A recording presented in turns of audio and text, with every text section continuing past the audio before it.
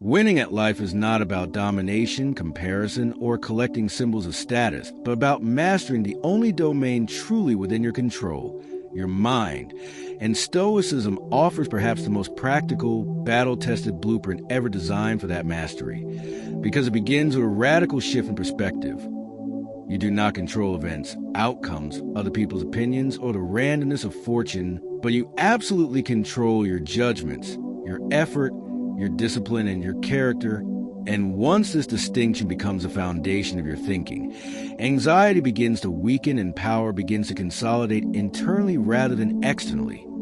The first unstoppable technique, then, is the dichotomy of control. Train yourself daily to separate what is yours from what is not, refusing to waste emotional energy on uncontrollable variables while investing fully in preparation, execution, and response, which instantly gives you an advantage over those who panic over circumstances.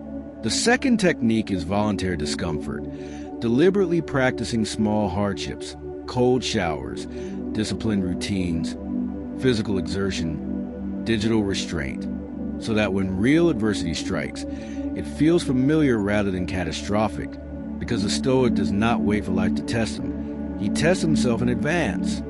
The third technique is negative visualization, calmly imagining the loss of comfort, status, or even relationships, not to become pessimistic, but to reduce fear and increase gratitude, which creates emotional stability and sharper appreciation for present. The fourth is emotional regulation through interpretation, understanding that events themselves are neutral, and it is your labeling them as bad or unfair that generates suffering. So by reframing obstacles as training grounds, you convert setbacks into strength-building opportunities. The fifth is disciplined speech, speaking less, listening more, and refusing to react impulsively because controlled. Words reflect a controlled mind and signal authority in any environment. The sixth is strategic silence, knowing when not to engage, not to argue, not to defend your ego, because silence often communicates strength more effectively than explanation. The seventh is daily reflection, reviewing your actions each evening as Seneca advised, asking where you acted with virtue and where you allowed impulse to dominate, thereby turning every day into a lesson rather than a repetition. The eighth technique is purpose alignment. Clarify what kind of person you intend to be regardless of circumstance, because when identity is rooted in values instead of outcomes, you remain stable even when plans change. The ninth is detachment from praise and criticism, treating both as external noise rather than internal directives, which prevents arrogance in success and despair in failure. The 10th is focus on process over results, understanding that results fluctuate due to variables beyond control, but consistent disciplined effort compounds inevitably over time. The 11th technique is resilience through acceptance, acknowledging reality exactly as it is before attempting to act, because resistance to facts wastes energy that could be used for strategy. The 12th is boundary enforcement without anger, calmly defining what you will and will not tolerate and following through consistently, which builds self-respect and external respect simultaneously.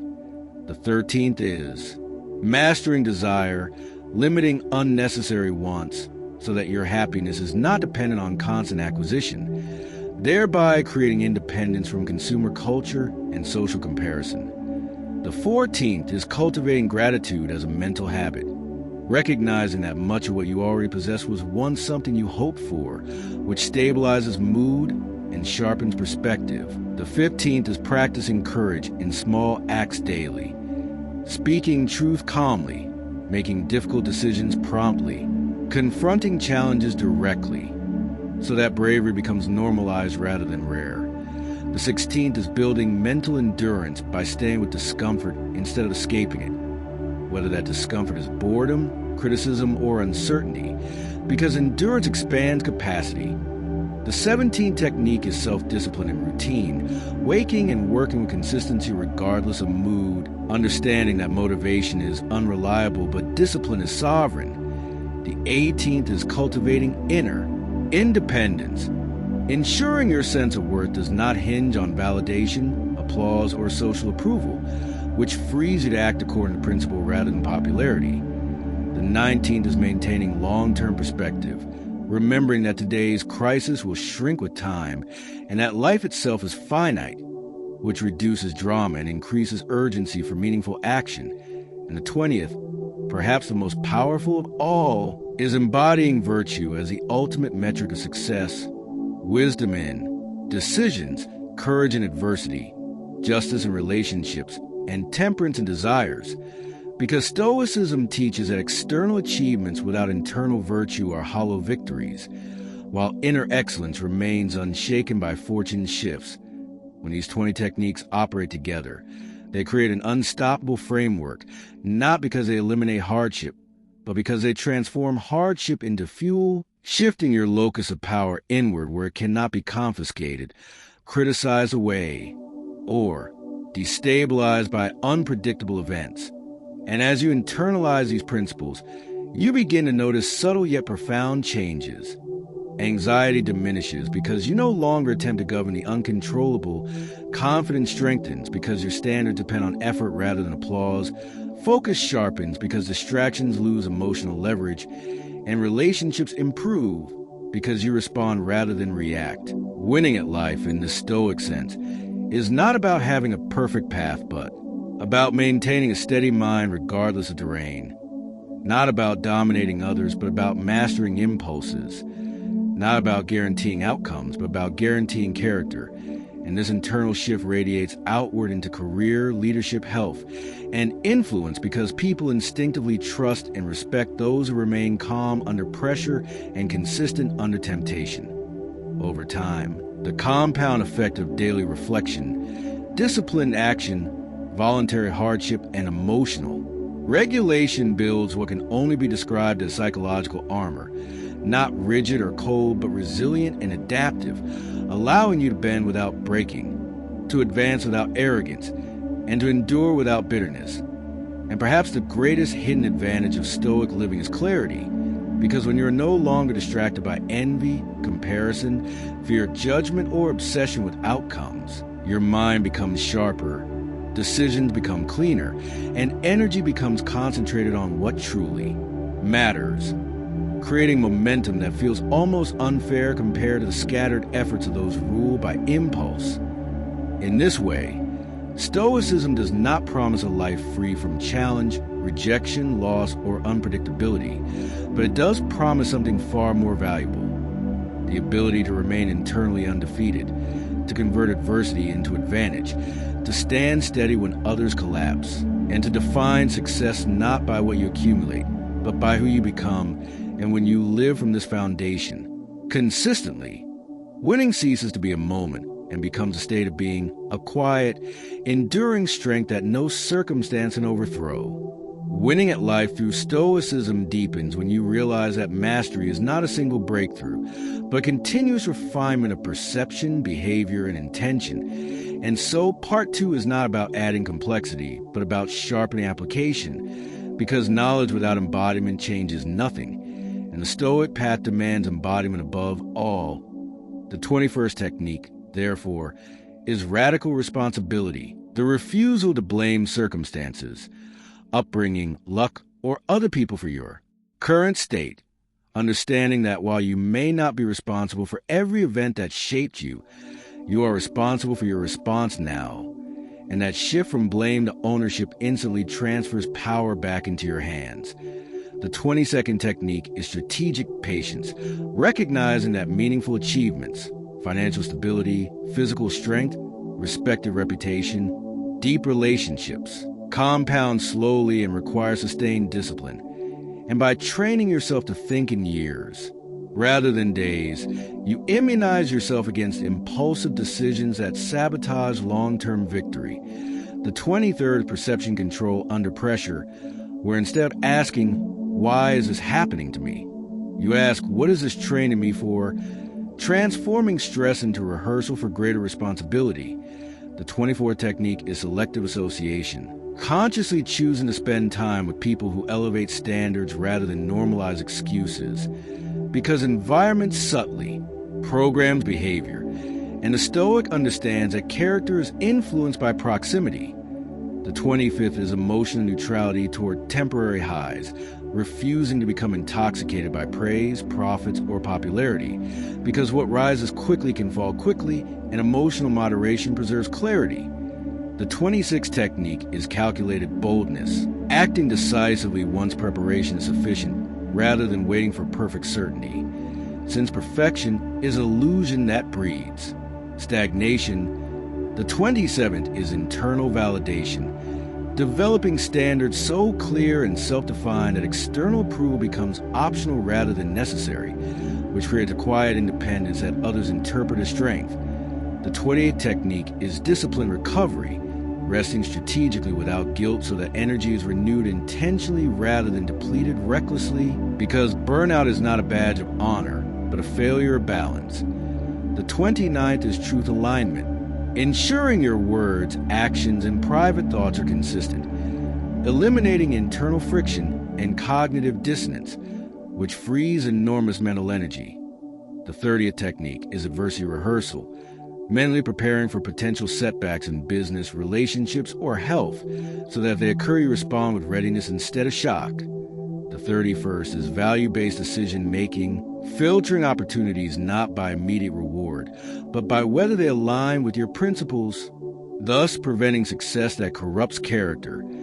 The 32nd technique is detachment from comparison, understanding that someone else's timeline has nothing to do with yours, and that envy drains focus from personal progress. The 33rd is clarity through journaling, writing daily to refine thought patterns, expose irrational fears, and reinforce commitment to virtue. The 34th technique is embracing impermanence, remembering that status, youth, possessions, and even life itself are temporary, which reduces arrogance and intensifies purposeful action. The 35th is strategic forgiveness, releasing resentment not to excuse wrongdoing, but to free yourself from emotional chains that bind attention to the past. The 36th technique is proactive learning, treating mistakes as data rather than identity, extracting lessons immediately and adjusting behavior without self-condemnation. The 37th is silent excellence, focusing more on results than announcements, letting achievement speak instead of broadcasting intentions prematurely.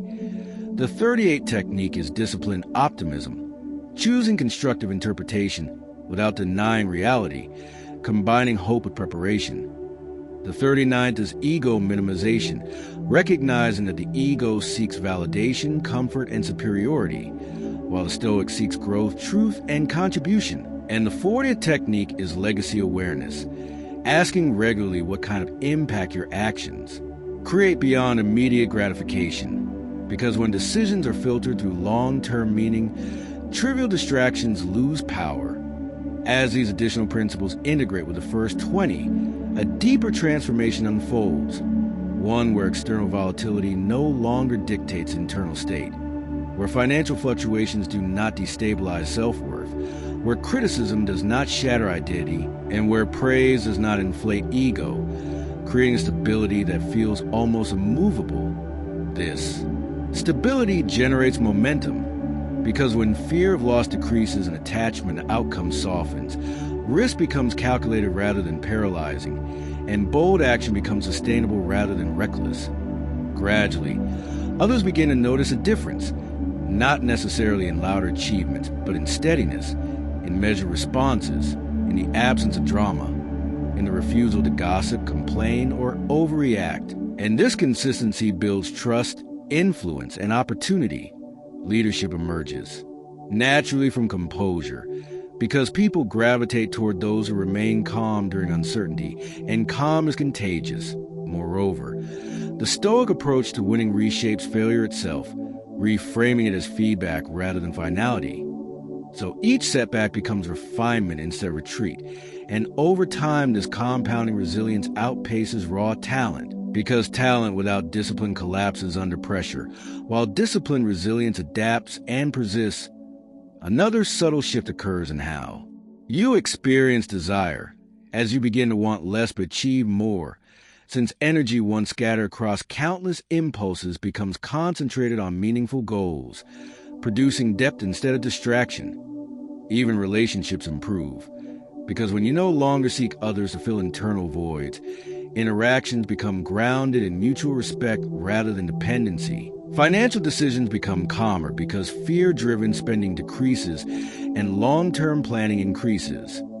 Health improves because discipline replaces mood-based choices.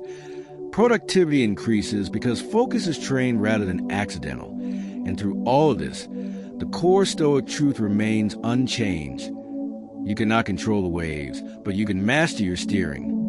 Winning at life, then, is not a scoreboard comparison, but a daily practice of steering with intention regardless of sea conditions. And the ultimate victory is not public applause, but private integrity, knowing that in every circumstance you chose reason over impulse, courage over avoidance, patience over panic, and virtue over vanity.